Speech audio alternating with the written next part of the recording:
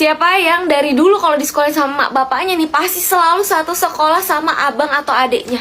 Gue dalam kasus gue adalah gue selalu di sekolah di tempat yang sama di mana Farhan sekolah. Itu kan permasalahannya kalau misalnya akur gitu kan enak ya, saling ngejaga dan bisa saling nganter jemput segala macem. Lah gue kan sama Farhan kagak akur ya, jadi kayak gue sangat-sangat tidak suka, gue sangat-sangat menentang itu ide emak gue yang menyekolahkan gue di satu tempat sama Farhan. Pas gue tanya alasannya kenapa gue harus satu sekolah sama Farhan, biar nggak ribet ngambil rapotnya, jadi kayak satu tempat aja. Tapi gue gak mau. Cukup gue satu tempat ngaji sama Farhan, gue udah capek, gue udah mager liat muka dia gitu kan. Udah di rumah ketemu, tempat ngaji ketemu, ini gue disekolahin, gue dimasukin ke SD yang sama si Farhan. Udah ketemu mulu tiap hari itu kan. Terus sampailah dimana gue kelas 5 SD, dimana gue beda 2 tahun sama Farhan. Pas gue kelas 5 SD naik ke kelas 5 SD, Farhan naik ke 1 SMP gitu kan.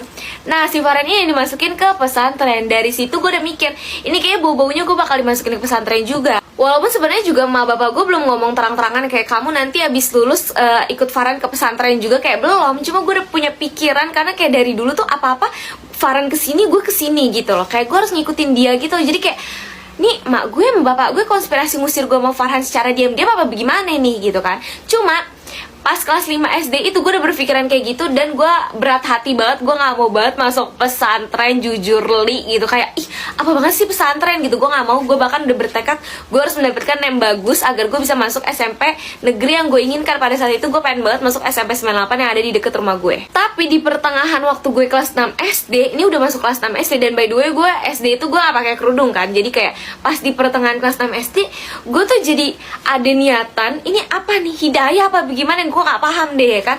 Ada niatan pengen pakai kerudung gitu. Jadi kayak gue tuh udah ke arah-arah ya gak apa-apa lah kalau masuk pesantren juga. Cuma kayak setelah gue inget-inget niat gue utama gue kenapa gue bisa berubah pikiran seperti itu, karena gue pengen dibeliin baju. Aneh kan?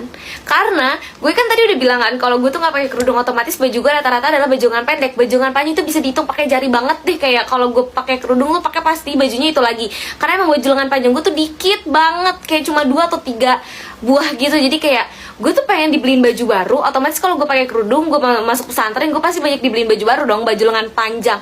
Itu niat gue.